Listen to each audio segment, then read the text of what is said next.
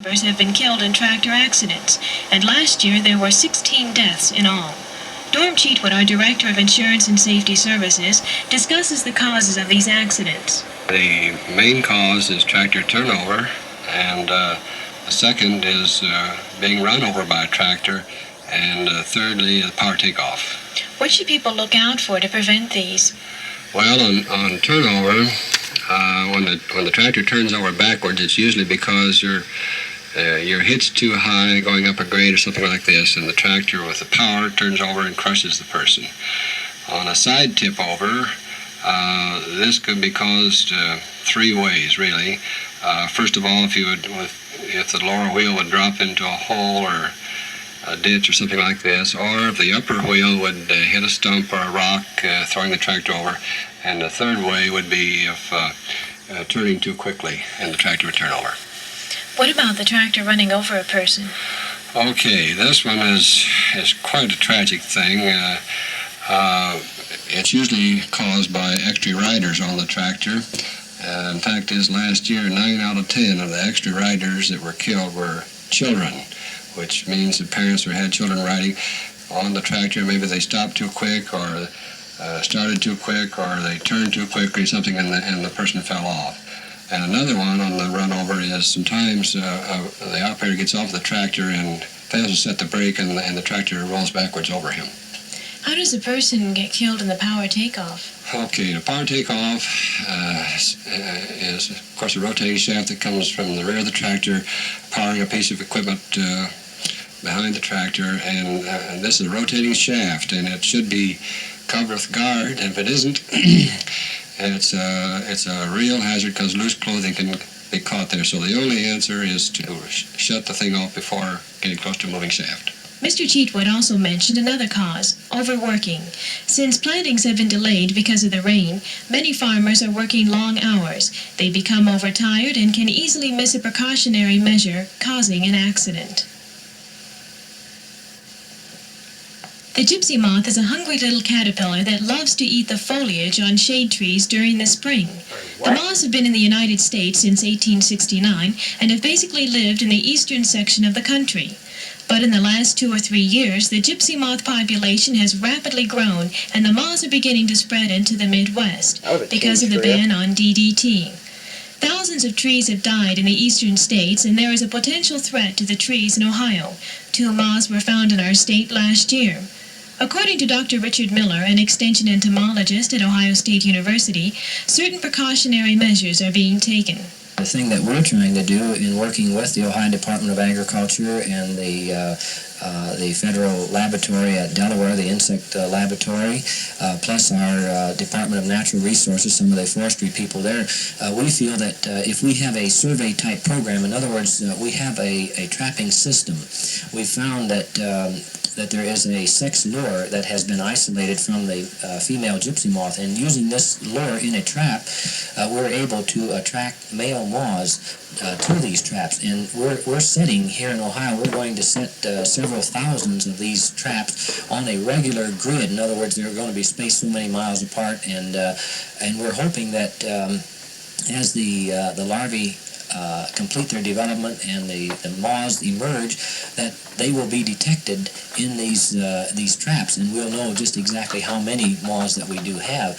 And we're also concerned about folks that may be going camping into the eastern areas, and so we're trying to work with the people in the Northeast in informing our people of the gypsy moth and what they should look for on their campers, and then they will be doing the same in the eastern area. So we hope that between what we're doing here plus what they are doing in the east, that there will be very few people who will not have some knowledge of the gypsy moth and its development. What should campers look for? Well, I think the main thing for campers during the period of April, May and June, that if they are going into these eastern areas, that they should look for the caterpillars. In other words, if you're in a camping site, chances are if gypsy moth is there, you'll hear the droppings from the caterpillars feeding, and you'll be able to see the damage to the leaves. And so if you are in these areas, then I think what you should do is before you get ready to leave, just give a visual inspection to your camper. Make sure that you haven't rolled up a few caterpillars, in in your tent if you have a tent, or you might check on top of the camper or your car to make sure that you don't have anything. Because we feel this is probably one way that that we will get gypsy moth in other areas, in the United States will too, as these things hitchhike on these various, vehicles. Dr. Richard Miller, Extension Entomologist at Ohio State University. This winter was very hard on Ohio's 4,000 acres of peaches. In fact, the state has no peach crop this year except for a few trees here and there. Dr. Morris Faree, horticulturist at Ohio State University, explains what happened. Well, in mid-January, we had a very warm period followed by a severe drop in temperatures. I think we went on one day from about 65 to 70 degrees down to 12 to 14 to 16 below zero. And the warm weather reduced the bud hardiness, and then the extreme drop in temperature caused about a 100% bud mortality. There are essentially no peaches in the state. There's maybe an isolated orchard here or there, mostly in the very southern part of the state along the river, that will have a few peaches. But other than that, you can say that there are no peaches in the state of Ohio for 1972. Michigan was hit quite hard, as was Ohio, so we won't be expecting too many of their peaches. But over around New Jersey and Virginia and down in the Carolinas, they are going to have quite a few peaches.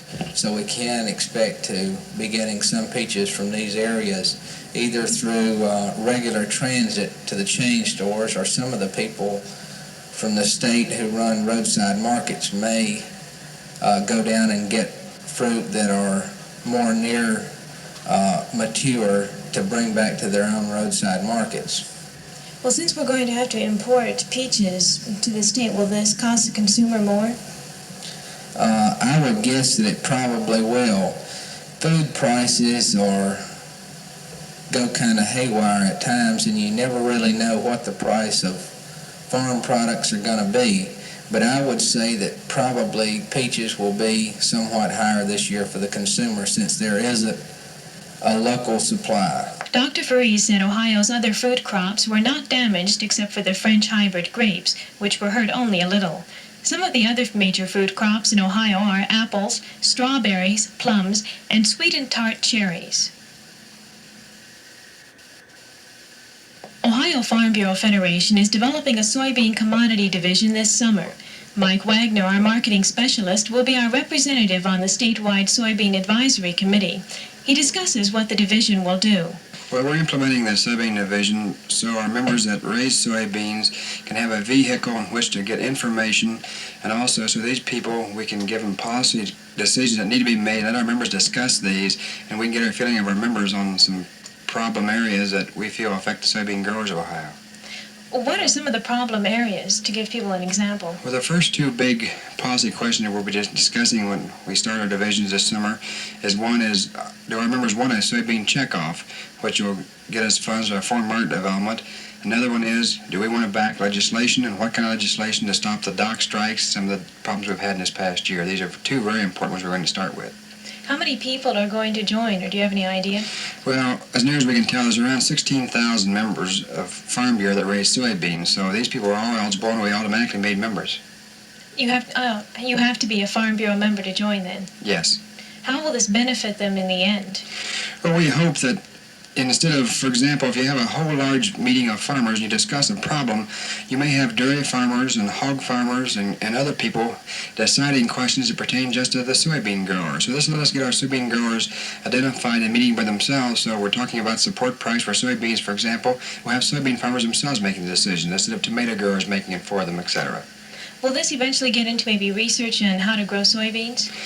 Well, we don't know. Again, if it's a promotion, this checkoff plan could get into some research monies to go this way. Again, we leaned our universities and our federal funds for this, but we may work and give some research projects to these people that we feel needs to be done in certain areas, yes. Will this promotion fund also be used as far as in advertising? Well, as we see it, and I think our members have told us so far, is that our promotion activities would be only on foreign market development promotion overseas. The Ohio Farm Bureau Soybean Commodity Division will join 12 other states in the American Soybean Producers, which represents about 100,000 growers, and is an affiliate of the American Farm Bureau Federation. Land use policy is a term Rogers B. Morton, Secretary of the Interior, has used to represent a vast concept of many people working together to build on and use land in the most efficient way. This means farmers, highway builders, industries, and urban and rural dwellers putting their heads together to work out effective and non-destructive ways to develop the land in their areas. Secretary Morton explains further land use policy. Land use policy is a very difficult thing. It's just what it says. It's not zoning really, but it is a overlay of land use priorities overlaid over the surface of the land. It's not a national blueprint that this building has got to be here and that building has got to be there and this airport has got to be there, but it is an establishment of the criteria where those things should be done so that local planners will have some density control, will have some relationships that won't require paving the whole United States, and some conservation elements so that we won't have to be constantly fighting the battle to preserve wetlands.